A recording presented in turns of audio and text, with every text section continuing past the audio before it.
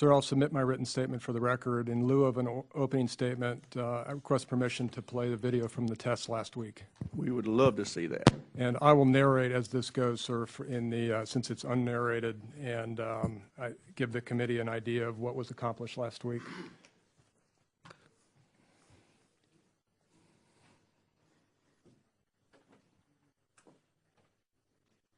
Test was conducted on the 30th of May out in the Pacific. Here's a blue water chart that depicts the test construct.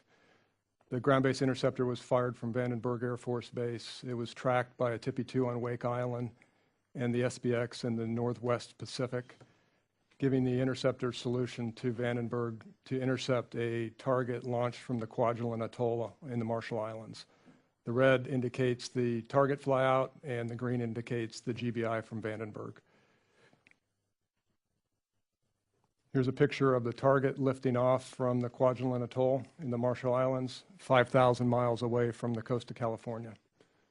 This is the longest range target that we've ever flown, the highest altitude, and the highest closing velocity for an intercept. And this intercept was done with countermeasures. Next, you'll see a picture of the ground-based interceptor launched from Vandenberg Air Force Base out of a test silo that is completely production representative of the actual silos at Vandenberg, but this is what we test out of. The GBI is production representative of the CE2 Block 1s that will be fielded to fill out the 44 GBIs by the end of this calendar year. What you'll see next is an onboard sensor view of the kill vehicle, which is separated from the GBI, and what the kill vehicle saw in space. This is actual live data from the test. What you see in red is the warhead from the target, and what you see in green is its tank that's flying alongside, because in space everything flies at the same velocity. And you see the kill vehicle focused on the red warhead and eventually dropping out the other debris in the scene. What you see next is the kill vehicle in acquisition and terminal, and that's an actual picture of the reentry vehicle that was destructed beyond recognition. What you'll see here is another infrared picture of the target booster and the target warhead, with the booster of the GBI flying by literally a second before the kill vehicle killed the target warhead. We had 4 or 5 different sensors strewn across the Pacific to validate what you just saw. That was not a simulation. That was actual live data played back from the test. With that, sir, I stand ready for your questions. Fiscal year 2018 priorities and posture of missile defense defeat programs and activities. We have an esteemed group of witnesses with us today. They're Mr. Todd Harvey, Acting Assistant Secretary of Defense for Strategy, Plans, and Capabilities, Vice Admiral James Searing, U.S. Navy Director, Missile Defense Agency, Lieutenant General James Dickinson, Commander, Joint Functional Component Command for Integrated Missile Defense, and Commander of U.S. Army Space and Missile Defense Command, Army Strategic Forces Command. And Mr. Barry Pike, who has the best accent on the panel, is Program Executive Officer, Army Missiles and Space. And before I get started, I want to take the Chairman's prerogative for a minute. For almost 37 years, Vice Admiral Searing has served his country in uniform. Members of the subcommittee are most familiar with him as Director of the Missile Defense Agency, which he has led since November of 2012. I remember the problems with the prior leadership of MDA and the devastating impact on its morale back in 2012. That has all changed under Admiral Searing's leadership. I think there's no better testament to his service and leadership than the recent ground-based mid-course defense system test against an ICBM class target. With everything that's going on in the world, this success sends a powerful and unmistakable signal to allies and adversaries alike that we will defend ourselves from ballistic missile attack and the threat of attack. Admiral Searing, we thank you for your service and very much hope it's not complete yet. With that, because we were called for votes, we're on a shorter timeline, so I'm going to dispense with my opening statement and yield to my friend and colleague from Tennessee for any opening statement that he may have. Thank you, Mr. Chairman. I would like to add my praise for Admiral Searing for his wonderful career so far in the military. We hope it continues. But I also want to ask unanimous consent to put my statement in the records so that we can get on with the hearing. Without objection, so ordered. All right, what I would ask, so we'll have time for questions and then also time to go into the classified section, is ask each witness to try to summarize their statement in 3 or 4 minutes if they could. The full statement would be admitted to the record without objection. First, we'll start with Mr. Todd Harvey. You're recognized for summary of your testimony. Thank you, sir. Chairman Rogers, Ranking Member Cooper, members of the subcommittee, thank you for the opportunity to testify on priorities and posture of missile defeat programs and activities and the Defense Department's continuing efforts to sustain and modernize our homeland missile defense capabilities so that we remain ahead of the threat while providing effective, integrated, interoperable regional missile defense capability. The U.S. homeland is currently protected by the ground-based mid-course defense system, GMD system. Improving the capacity, reliability, effectiveness of the GMD system is one of our highest priorities. The President's budget proposal for FY 2018 would fund the redesigned kill vehicle long-range discrimination radar, would help lay the groundwork for a new radar in Hawaii, would continue funding for advanced discrimination sensor technology and space-based kill assessment programs, remain on track to complete deployment of remaining interceptors in Alaska by the end of this year to bring the total to 44. We're also moving forward with efforts to bolster our defenses against advanced cruise missiles. From a regional standpoint, the President's FY 2018 budget request also continues the deployment of missile defenses tailored to threats in Europe, the Middle East, Asia-Pacific region. In Europe, we're continuing to implement the European Phased Adaptive Approach, EPAA, and working in close collaboration with our NATO allies to develop advanced network of sensors and interceptors. The President's budget request also supports the Aegis Ashore system that will be deployed in Poland in the 2018 timeframe. NATO allies have committed to spend more than $1 billion on NATO ballistic missile defense, command and control, and many of our allies are improving their national BMD capabilities. In Asia-Pacific, our force posture includes Aegis BMD-capable ships along with Patriot batteries deployed in Japan and South Korea, and the recent deployment of THAAD to South Korea. We've also converted the THAAD battery deployment to Guam to permanent status in response to North Korean threats. We also maintain robust ballistic missile defense presence in the Middle East, including land and sea-based assets deployed in defense of our forward-located forces and those of our allies and partners. This is in addition to our efforts to build the capacity of those counterparts that will contribute to their ability to defend themselves. We must continue to look ahead, which means ensuring that our investment strategy and priorities balance the needs of addressing the most dangerous threats we confront today while positioning ourselves to respond to emerging threats over the next decade. On January 27th of this year, the President directed the Secretary of Defense to initiate a new ballistic missile defense review to identify measures to strengthen missile defense capabilities in the face of rapidly growing missile threats. The BMDR will be informed by the administration determination to develop a state-of-the-art missile defense system to defend the homeland and our regional interest. We expect to complete the BMDR this fall, and it will complement the missile defeat report mandated by the FY 2017 NDAA. The Department of Defense continues to develop, procure, and field missile defense systems to protect vital U.S. national security interests. We are determined to stay ahead of the adversary's ballistic and cruise missile developments, seek capabilities to lower cost per intercept, and defeat emerging ballistic and cruise missile threats. Thank you for the opportunity to appear before you today. Look forward to your questions. I thank you. The chair now recognizes Admiral Searing. Mr. Chairman, Ranking Member Cooper, thank you for the opportunity to appear today. Sir, I'll submit my written statement for the record. In lieu of an opening statement, I request permission to play the video from the test last week. We would love to see that. And I will narrate as this goes, sir, since it's unnarrated, and I give the committee an idea of what was accomplished last week.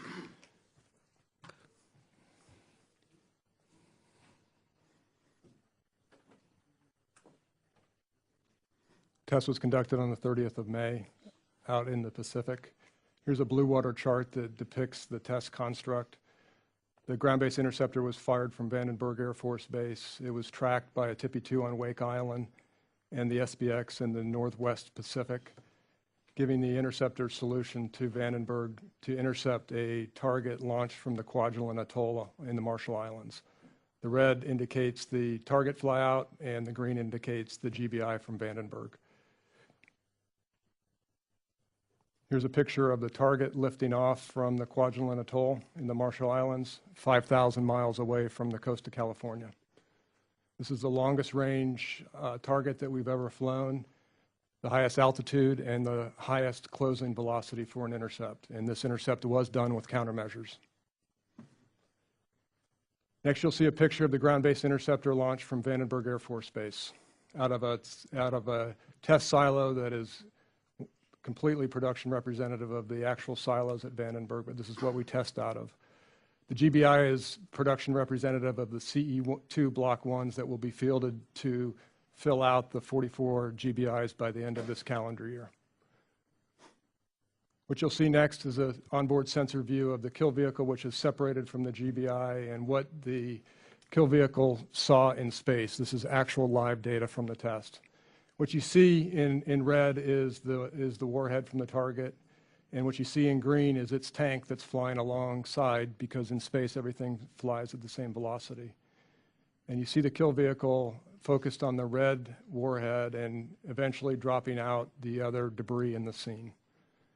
What you see next is the kill vehicle in acquisition and terminal, and that's an actual picture of the reentry vehicle that was destructed beyond recognition. What you'll see here is another infrared picture of the target booster and the target warhead, with the booster of the GBI flying by literally a second before the kill vehicle killed the target warhead. We had 4 or 5 different sensors strewn across the Pacific to validate what you just saw. That was not a simulation, that was actual live data played back from the test. With that, sir, I stand ready for your questions. Outstanding. Thank you very much. Lieutenant General Dickinson, you're recognized. Chairman Rogers, Ranking Member Cooper, and other distinguished members of the subcommittee, thank you for your continued support of our soldiers, civilians, and their families. This is my initial appearance before this subcommittee, and it is indeed an honor to testify before you today to discuss the importance of missile defense to our nation and the need to maintain these capabilities in the face of a threat, as we all know, that continues to grow in both capacity and capability. Today, I want to briefly summarize the missions of the organizations I represent. First, Space and Missile Defense Command, or SMDC, Army Forces Strategic Command, RSTRAT, which serve as a force provider in support of our combatant commanders. Our 6 lines of effort are to, number 1, protect the homeland, provide combat-ready space and missile defense professionals, plan, synchronized, and integrate global operations, produce or adopt leap-ahead concepts and technologies, preserve and account for the nation's critical resources, and promote and foster a positive command climate. Our 6 lines of effort apply not only to the missile defense, but also to Army space. The Army has more than 4,000 military and civilian space cadre that provide continuous space-based capabilities and support to the warfighter from 22 different locations and 11 different time zones around the world.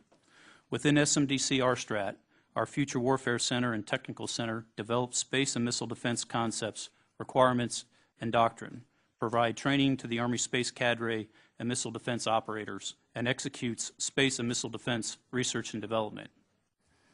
I also represent the Joint Force Component Command for Integrated Missile Defense, or JFCC-IMD, which supports U.S. Strategic Command in integrating and synchronizing our global missile defense operations. For example, today, we have approximately 300 full-time National Guard soldiers located in Colorado Springs, Colorado, Fort Greely, Alaska, and Vandenberg Air Force Base, California, who operate the ground-based missile defense system. It represents the nation's only defense against intercontinental ballistic missile attack. These trained and fully certified missile defense professionals execute a strategically important mission 24 hours a day, 7 days a week, 365 days a year. They refer to themselves as 300 soldiers protecting the 300 million. Additionally, in support of U.S. STRATCOM, JFCC-IMD executes the following key tasks: synchronizing operational level planning, supporting ongoing operations, integrating training exercises, test activities globally, providing recommendations on the allocation of low-density, high-demand missile defense resources, and advocating for future capabilities. As reported, the missile threat continues to grow, both in terms of numbers and sophistication. We as a nation must maintain our current readiness posture and continue to increase our capabilities to address future threats.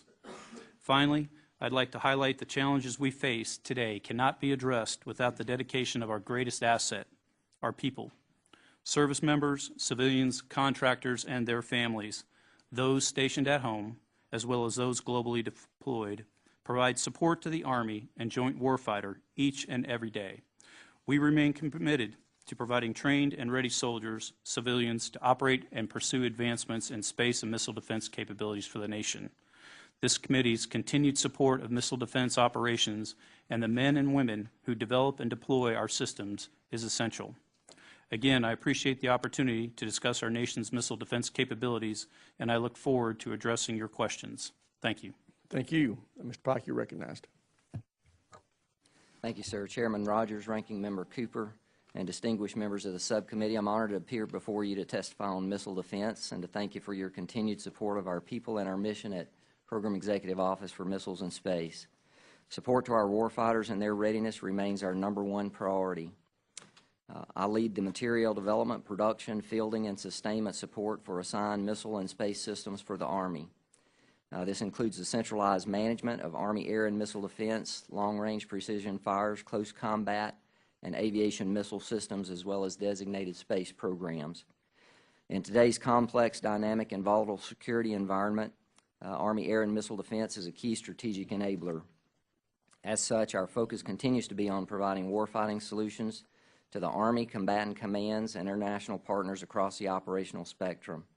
We accomplish this by working closely with other military departments, the Missile Defense Agency, the Army Space and Missile Defense Command, to support joint integrated air and missile defense capabilities.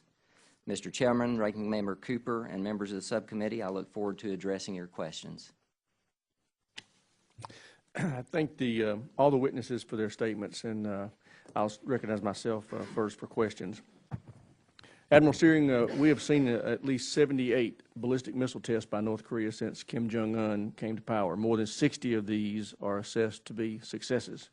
It appears that he has had success with solid fuel ballistic missiles, including those launched by submarines and on the ground, and he may have recently shown that he can build a reentry vehicle that can survive reentry. In an unclassified setting, I have to ask, does this budget request allow us to remain paced comfortably ahead of the threat? And secondly, if we fully fund your request and it remains at the same level of funding, less than $8 billion a year, of which increasing amounts are procurement and O&M, not research and development, will we continue to stay ahead of the threat, or is it moving faster than we are? Sir, with the work of this committee and others and the support of Congress, I would not say we are comfortably ahead of the threat. I would say we are addressing the threat that we know today, and the advancements in the last 6 months have caused great concern to me and others in the advancement of and demonstration of technology ballistic missiles from North Korea. It is incumbent upon us to assume that North Korea today can range the United States with an ICBM carrying a nuclear warhead. Everything that we are doing plans for that contingency, and in addition to looking ahead to what might be developed and what is possible over the next 5 to 10 years. In an open setting, to the extent that you can, would you characterize what North Korea has been doing for the last 6 months? They have been not only testing at an alarming rate in violation of international law, but demonstrating technology that feeds development of longer range missiles and more capable missiles as well.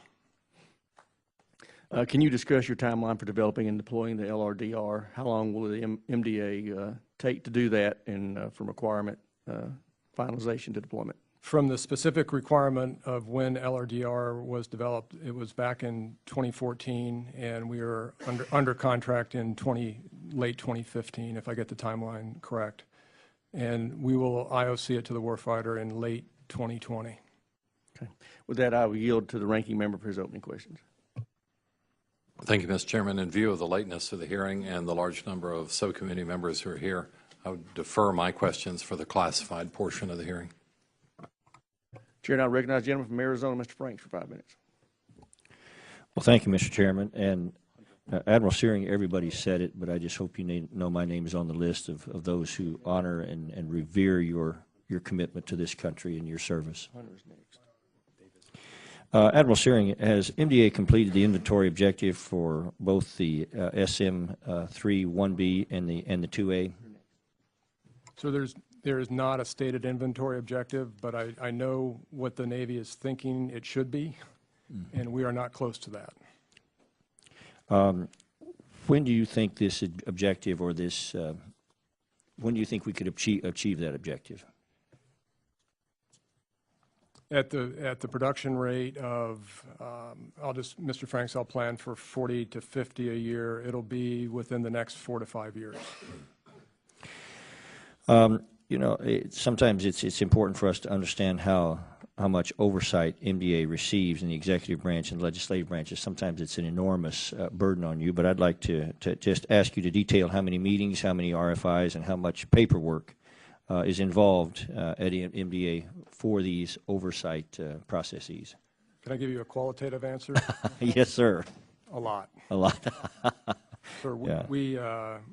we are under a tremendous amount of oversight and answer many questions from many different organizations on the development of missile defense technology and capability.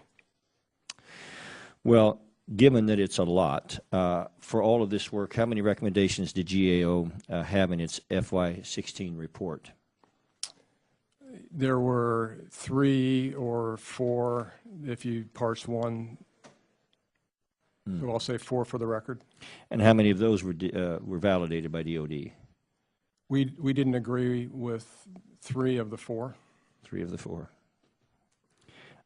So how about the FY15 report? I'm not going to pursue this much longer. I don't recall any recommendations, specific recommendations from that report. So how much oversight would MDA have if we made the BMDS accountability report and the GAO mandate biannual and alternated when they were submitted?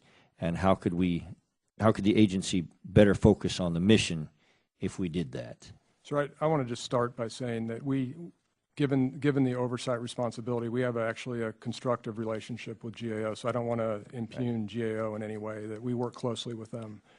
But to answer your question directly, I think a biannual report would be more than sufficient in terms of their oversight responsibility. Well, let me shift gears on you here. How long do you think it will be before the GMD system has operational spares to ensure we maintain 44 GBIs at all times? So it'll be post-2020 when we have a redesigned kill vehicle available for procurement. And I know you need to pull GBIs from the ground for the RKV recapitalization of the CE-1 interceptors. Is that correct? That's correct, sir. How can we ensure that we don't fall below that 44 GBIs in place in the calendar year 2018? Sir, in FY18, the department made a down payment on solving that problem with $150 million to go towards 2 silos and 6 boosters.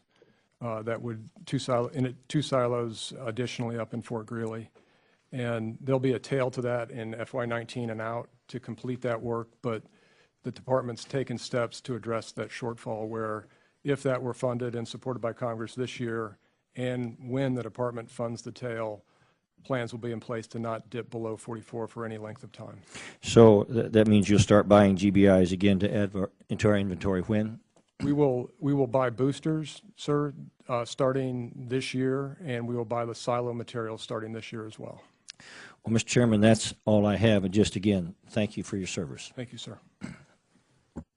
I thank the gentleman. Chair, and I recognize the gentlelady from California, Ms. Davis. Thank you, Mr. Chairman, and I appreciate your all being here. This is one of the I've been on this subcommittee now for a few months, and so I haven't had a chance to work with all of you. I wonder if we could go back just to the GAO report for a second, though, Admiral, because we have certainly focused on improving our acquisition strategies.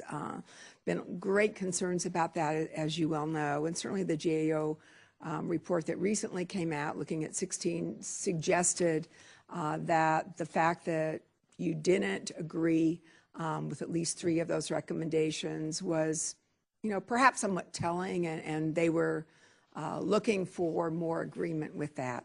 So could you please share with us why, in fact, you weren't in agreement with at least 3 of those? And I know that they did overlap just to a certain extent. Could you speak to us a little bit about that? Because we're trying to figure out why not implement some of those. A lot of them had to do more with transparency, I believe, and the comments that were made were, well, you know, we'll take a look at this, but, you know, it was a little bit of a dismissal. Help us out with that, please. Ma'am, let me just, the history just quickly is, we in the past have, up to this point, have agreed with most, if not all, of GAO recommendations. So it's not a matter of we've never agreed. We just felt strongly, department felt strongly in a couple of different areas. One was the recommendation that the CAPE approve acquisition strategies. The CAPE is a voting member on acquisition strategies to the Undersecretary of Defense for Acquisition Technology and List. So their vote is heard in that forum, but the acquisition strategy approval is the responsibility of the former Mr. Kendall position in terms of approving acquisition strategies for not only me, but other parts of the department. And the department felt that that was not in the CAPE's area. The other point, and the other example was on cost modeling and schedule modeling. We have a very detailed test schedule tool that we use to plan tests and to forecast tests. We also use a very detailed cost model to roll up tests. Where I would agree with one part of their assessment is that there is more fidelity that could be applied specifically in different parts of the test. But we, I think, have done a tremendous job given the budgetary pressures, which has pressurized the test program, frankly, over the last 4 or 5 years in replanning and conducting tests. I would note, ma'am, that they said that in FY16, we delivered 100% of the capability that was planned. So those are just two areas, I wouldn't say of firm disagreement, ma'am, but we had other methods to get at where their recommendation was coming at. So the fact that they may have said there were challenges in meeting the test schedule, you think was perhaps...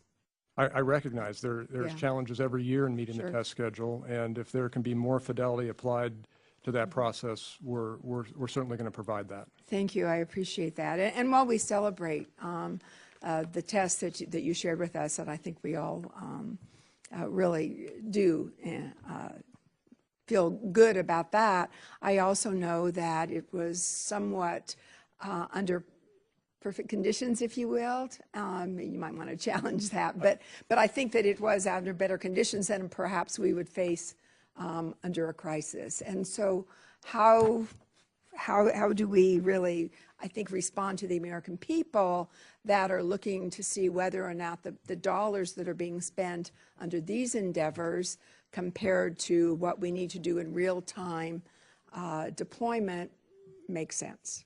Ma'am, let me, if I can, just have a point of discussion on that, and I'll then turn it over to General Dickinson, who is the warfighter responsible for the actual execution of the test, which the soldiers did.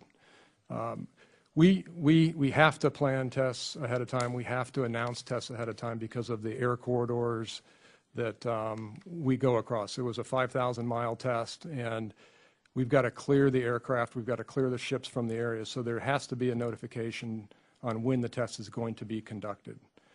The scenario that we conducted was actually an exact replica of the scenario that this country would face if North Korea were to fire a ballistic missile against the United States. We have TPY-2 radars in Japan, we have a radar in Alaska, and we have a homeland defense system in Alaska as well.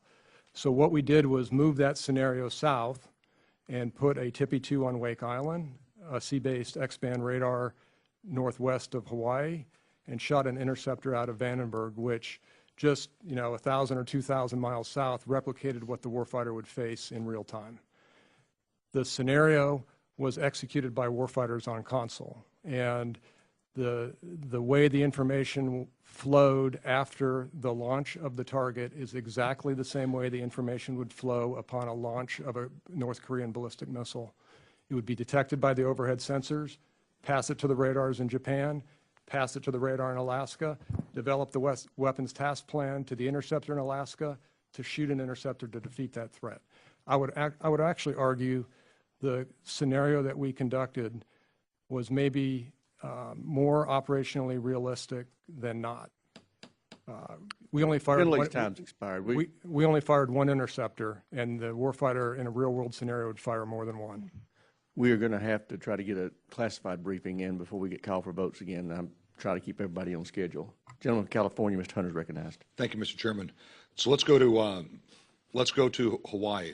And first, I think this is the existential threat that America faces right now, and you're dealing with it. You're doing God's work. So let's talk about Hawaii. Let's see.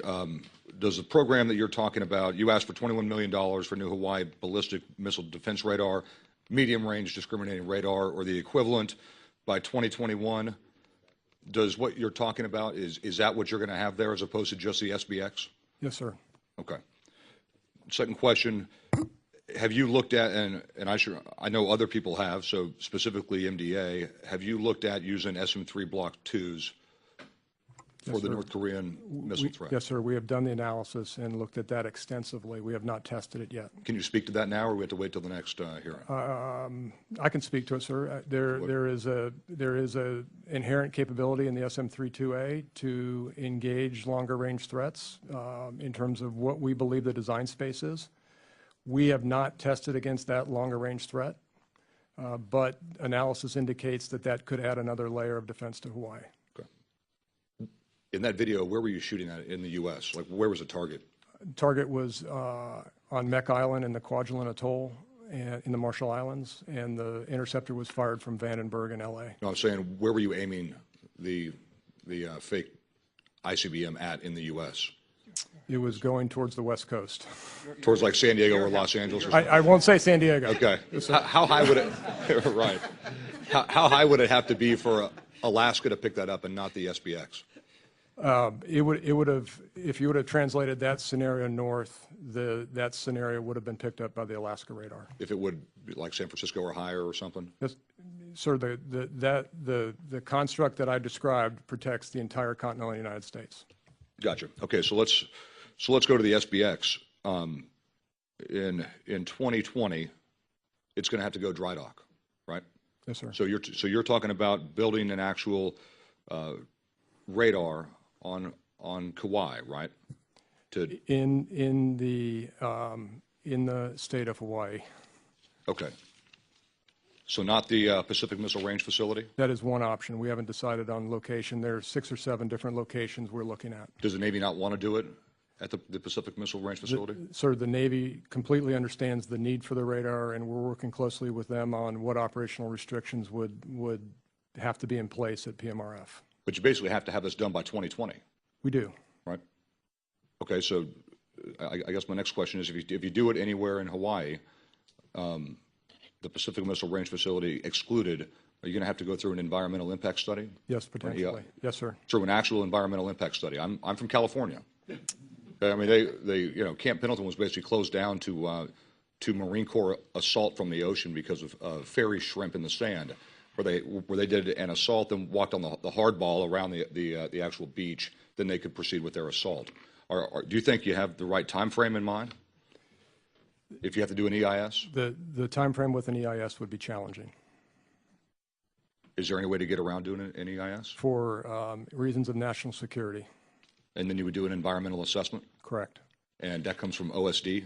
That's correct. Okay, so you could say, because of national security and pressing existential threat to the United States reasons, we can bypass that? That is my recollection of the options we have. But do you have to use an EIS if you go on PMRF? Let me take that for the record, sir. Okay. The answer is yes? Yes. Okay. The answer is yes. We got it. Okay. Last thing is your MILCON budget request for the radar that will be in place before the SBX has to go into dry dock. Right? You have a date of 2021. Yet you have a planned IOC date of 2023, assuming a fully installed, integrated, and tested system. Question is, how does this time frame from initiation of MILCON to initial operational capability compare to like the LRDR? Very similar. Okay, so you're happy with the time frame of the SBX going away, which is what you use for this test. The SBX going away, and you having a medium range radar in place on the ground in Hawaii to take its place. Sir, I would just offer a little different perspective. SBX, in my opinion, will not go away in 2020. Okay. It's got to go into a dry dock, and we've got to manage that operational risk. But the decision for SBX to go away will be both the NORTHCOM and the PACOM commanders' call. So you could press that off, they could press that off if they had to by a year or two? Absolutely. I got you. Okay. Thank you, Mr. Chairman. Thank you. Gentleman's time's expired. Chair now recognizes the gentleman from Texas, Mr. O'Rourke, for 5 minutes. Thank you, Mr. Chairman. Admiral Searing, I appreciate being able to see the video. That was incredibly helpful to understand what we're talking about. Can you talk about, we obviously saw success in the ICBM being destroyed. Can you talk about any concerns you have with the performance that you can share in this session? Yes, sir. This, in no way should the committee take away that this is the final step and we're stepping away declaring success. We have been on a journey over the last at least 5 to 6 years to improve the reliability of the entire system. Sir, as you know, the system was fielded very rapidly back in the early 2000s without a proper system engineering cycle or production engineering cycle because of what the President deemed, and correctly so, that some defense now is better than no defense. What was said back then was we need to work to improve the system over time. And I've stated openly in this committee and others that I have reliability concerns with the system that have been systematically addressed in large part over the last, I'll say, 6 years, bit by bit. It's just not the interceptor, it's the entire system. We are not there yet. We have continued work with the redesigned kill vehicle. We have continued work with the reliability of the other components of the system to make it totally reliable to give the warfighter options on shot doctrine in the future. I've been very open about that we are not done yet. Let me ask you about that. The President has talked about an expanded missile defense system. You've talked about, in response to one of the questions, that if I could characterize your answer, we may be keeping pace with the threats, but perhaps not as quickly or as effectively as you would ideally like. What did the President mean by expanding missile defense systems? Is the video you showed us, does that satisfy his interest in expansion? So I don't know. I have not talked to the President specifically about this, but I do know that the Ballistic Missile Defense Review that he has chartered, the Secretary of Defense has chartered, will look at this exact question in terms of not only the capability of the current interceptors, but the capacity question, and do we need more and where do we need more? Let me ask you this question. Forgive the ignorance in the question. I'm also new to this subcommittee. How good can we get at missile defense, not speaking technologically, but in terms of either treaty obligations or concerns about upsetting any balance or deterrence considerations that we already have? So if I can, I'll give you my perspective of a military officer, and then I'll hand it to my policy friend, Mr. Harvey, to expand further. But I got asked that question a couple weeks ago about missile defense being destabilizing. And my answer to that was the only thing provocative and destabilizing are North Korea's actions. What about with Russia? I guess I'm specifically asking about. I'll let Mr. Harvey take that. So as you know, you're alluding to, I mean, the Russians have expressed concerns about our missile defense capabilities. I think we have, for the past 50 years, sort of recognized deterrence as sort of the basis for strategic stability in terms of defense of our homeland. In terms of defense of our forces in a regional context, I think to the extent that the Russians pose a threat to those forces, that we feel we have not just a right but an obligation to provide the defenses that we need to protect those forces, and we won't let ourselves be cowed by complaints or threats or accusations from the Russians. Yeah, and I'm not suggesting that we should. I think I'm just trying to get an understanding of the parameter of how far we can take this within current considerations. It may be a question for a longer conversation. Perhaps on the same theme, how effective are Russian missile defense systems comparable to ours? Sir, if I could take that to the classified session. Okay. I'll have that same question for other countries. I'd feel more comfortable. Thank you. Thank you, Mr. Chairman. I yield back. Chair now recognizes the gentleman from Alabama, Mr. Brooks, for 5 minutes. Thank you, Mr. Chairman. Admiral Searing, I understand that the Missile Defense Agency and the DoD Director of Operational Test and Evaluation both agree that a multi-year procurement of the SM-3 would make sense, and given common components, that adding a multi-year procurement of SM-6 may also make sense. Is that right or is that wrong? I agree with that assessment.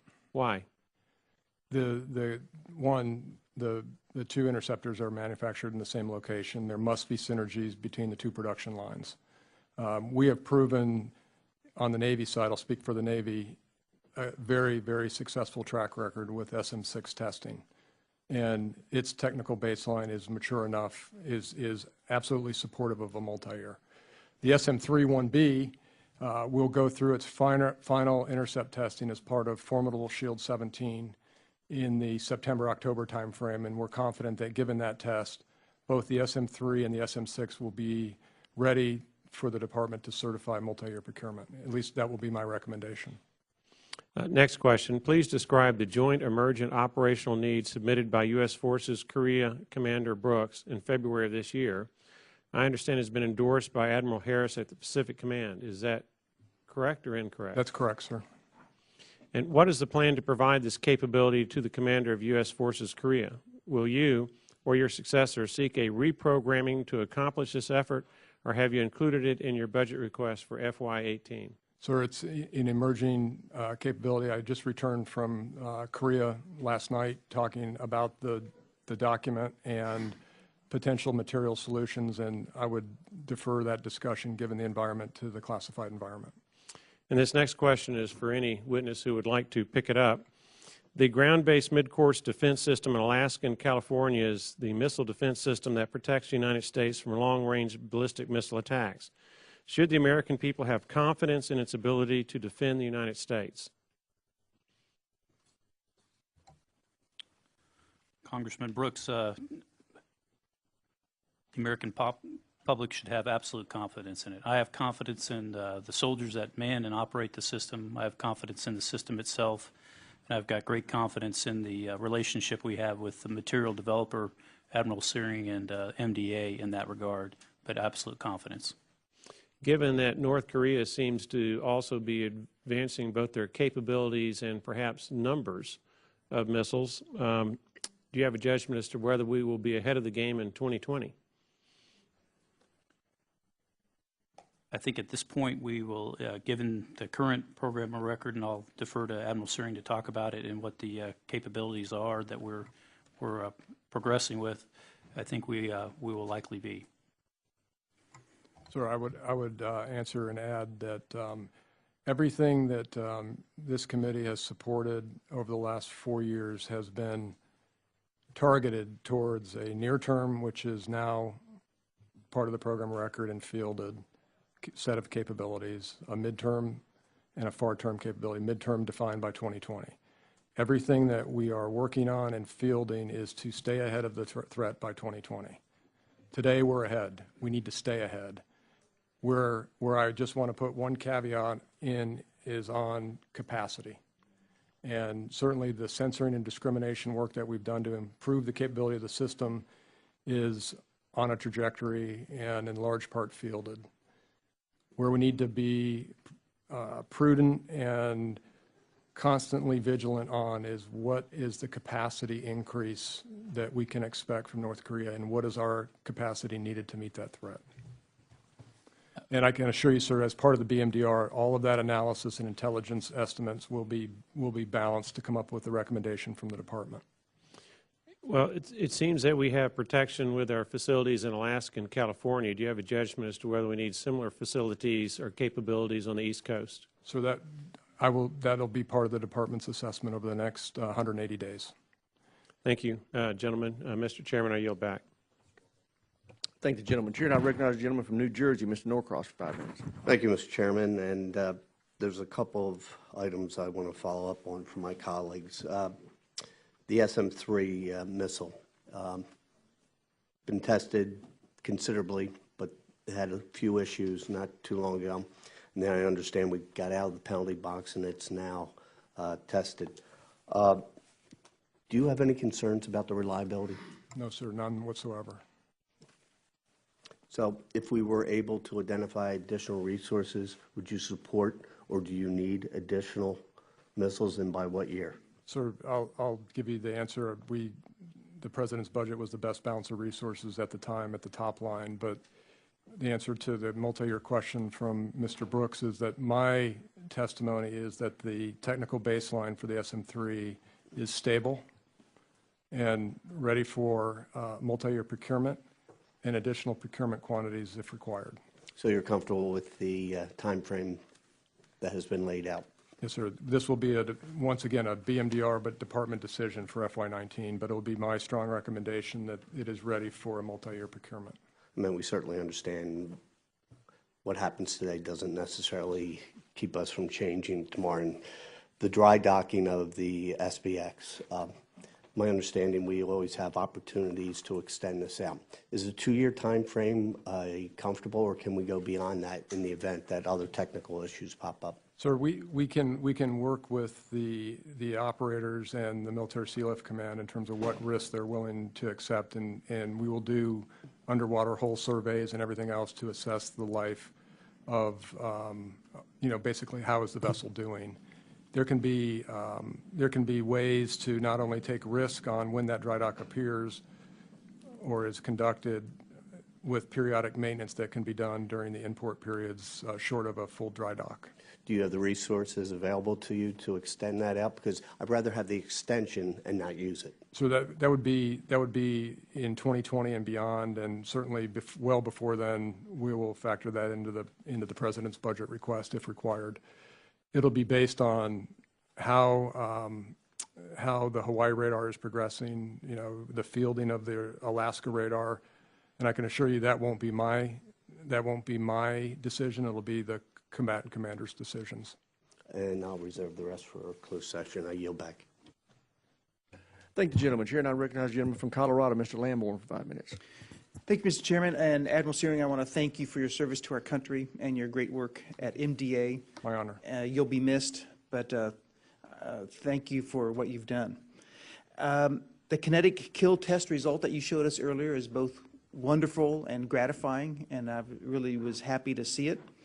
Now, looking forward to the future, for future progress in boost phase kill, I think we have to look at directed energy. And MDA in the last few years has made some modest but steady investments in directed energy.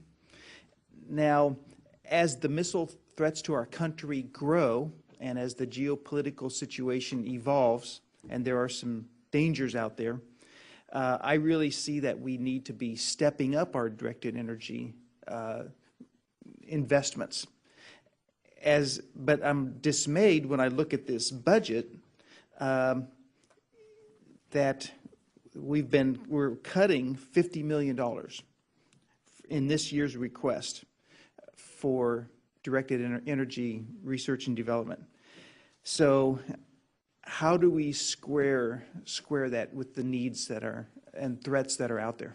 Sir, the premise of the budget submission at the department level with directed energy was to pool directed energy funding across the department towards common solutions and common maturation of technology.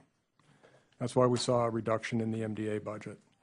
That said, we owe the plan to not just the department, but we owe the plan to the Congress on how are we going to do that to continue the development of directed energy. I agree with you 100% that boost phase defense and directed energy should be pursued vigorously and without delay. And I assure you, as part of the BMDR, the department will look at directed energy in depth for missile defense and assess that recommendation. Okay. Would you appreciate this committee reviewing that part of the budget and scrutinizing it very carefully? Sir, as you're entitled to with congressional oversight, of course. Okay, excellent. Now, shifting gears, what can you tell us in open hearing about the Iranian threat and our efforts in Europe with sensors and radar and interceptors to deal with that threat, given the fact that we don't have an East Coast site as of yet? I would let me be very careful here. I would put in perspective first the threat piece of Iran versus North Korea. There is no comparison in terms of the amount of testing that we've seen with North Korea, both in range and capability, to what we have seen in Iran over the last 6 to 8 months. It's night and day. So our priorities on focusing towards a North Korea threat have been exactly right. That said, we cannot forget about Iran and what they are capable of doing in terms of longer range space launch vehicle technology and shorter range missiles that they possess, both land-based and anti-ship ballistic missiles as well. We, as part of the BMDR, need to look both ways when we assess our capacity on where the capacity is located, both in Vandenberg and Alaska, and what a potential East Coast site could bring in terms of not only numbers, but battle space to the warfighter. And shoot opportunities with the right assessment capability to go along with it.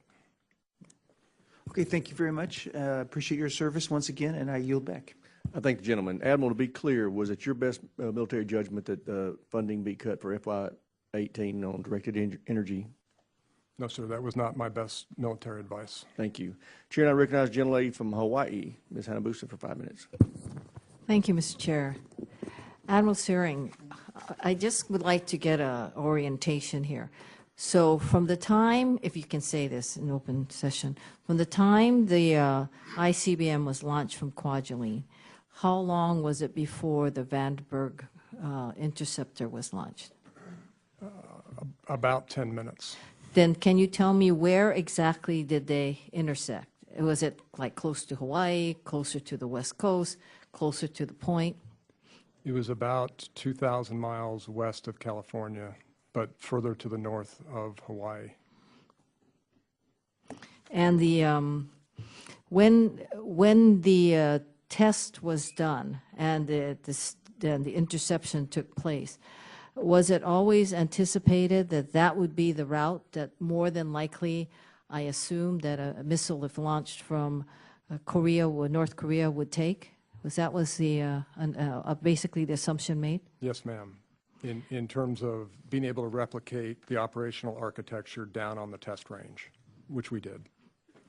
Now, one of the things that also in your statement, you talked about the radar, I think Homeland something radar for that. I don't know what the whole acronym was for Hawaii.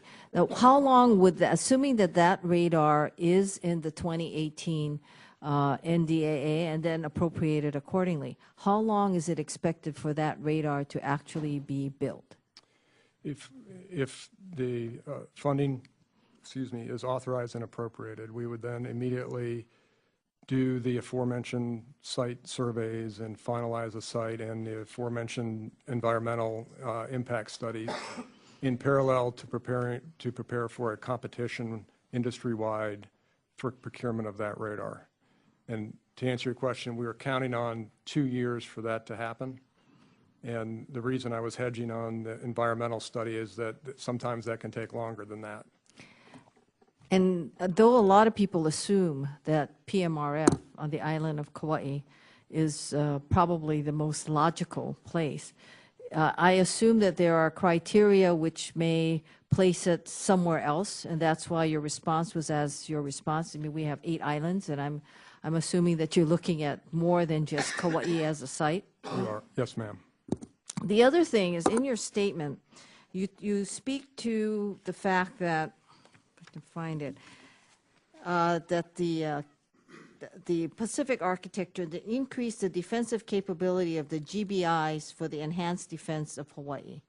Now, the GBIs are the ground-based interceptors. So when you say the enhanced GBIs for Hawaii's defense, what exactly do you mean by that? There are, I'm sorry for the acronyms and the descriptors, but we talk about the GBIs as capability enhancements. Roughly the first 20 GBIs, which are the oldest GBIs, are referred to as capability enhancement 1s. Capability enhancement 2s were, for simplicity's sake, comprised the next 10. And then capability enhancement 2 block 1s comprise the balance of the 44. So the capability enhancement 2 block 1, which was tested, is the very latest GBI configuration, which will be fielded before the end of the year. If I recall the testimony correctly, though, the 44 is Alaska and Vandenberg. That's correct. That's correct, right? Yes, ma'am. So when you talk about the capability of GBIs for enhanced defense of Hawaii, you're talking about Hawaii being defended from those locations. From Alaska, yes, ma'am. And I think that's one of the things that people don't seem to realize, is that some people are under the impression, and if you can respond, I'd appreciate it, that somehow Kauai is the best vantage point to really protect the Hawaiian Islands.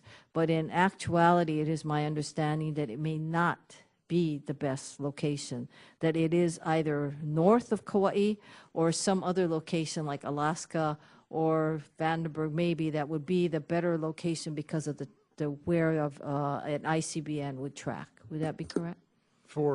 Yes, ma'am. For GBIs at Alaska, that would not be that would certainly not be a recommendation of mine. I mean, GBIs in Hawaii would not be a recommendation of mine. Now, the defense that we get from Alaska in a orthogonal or a crossing trajectory is very good in defending Hawaii today. Thank you very much, Mr. Chair. You back. I thank the gentlelady chair, and I recognize the gentlelady from Wyoming, Ms. Cheney, for 5 minutes. Thank you very much, Mr. Chairman, and thank you as well to all of our witnesses for your service and for being here today. Admiral Searing, there's been some conversation, some discussion about strategic stability, which is a crucial issue. But I think it's important to note that it's not the United States that's violating arms control treaties or talking about escalate to win. That's Russia.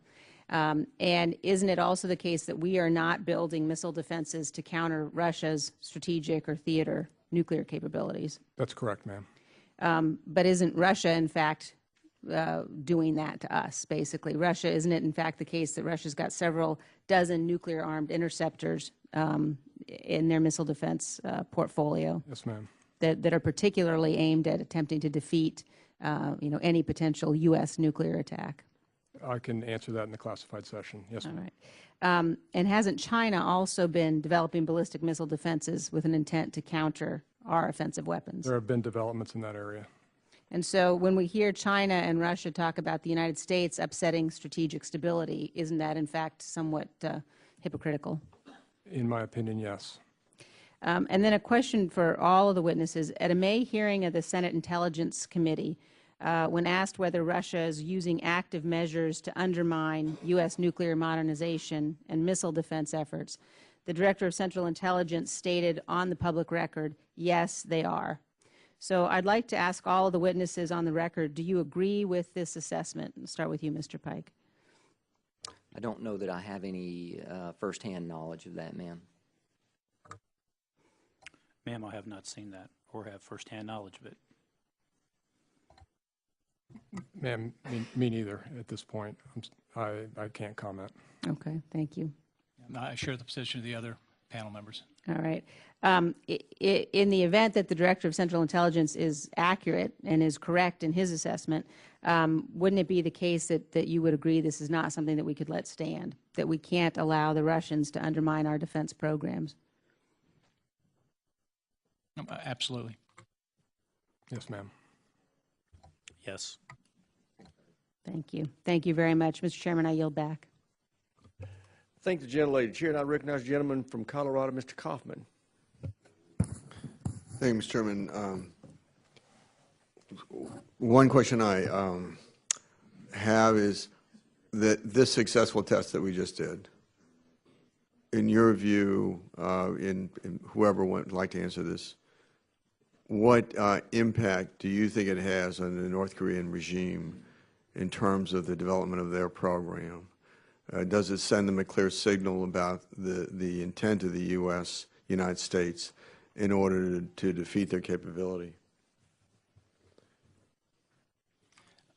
I don't think we can rely on sort of the rational reaction of Kim Jong-un, the North Korean regime. That's why I think we need to continue to make improvements to our GMD system so that we can provide protection and not give him or his regime an opening to exploit weakness and use that to his advantage. I would just add that I think it validates that if called upon, the warfighter called upon to operate the system in a real-world scenario, that I have confidence that they would do that entirely. And what message it sends to North Korea, I have no idea. But I know what message it sends to the American people, and that we can defend them 24 hours a day, 7 days a week.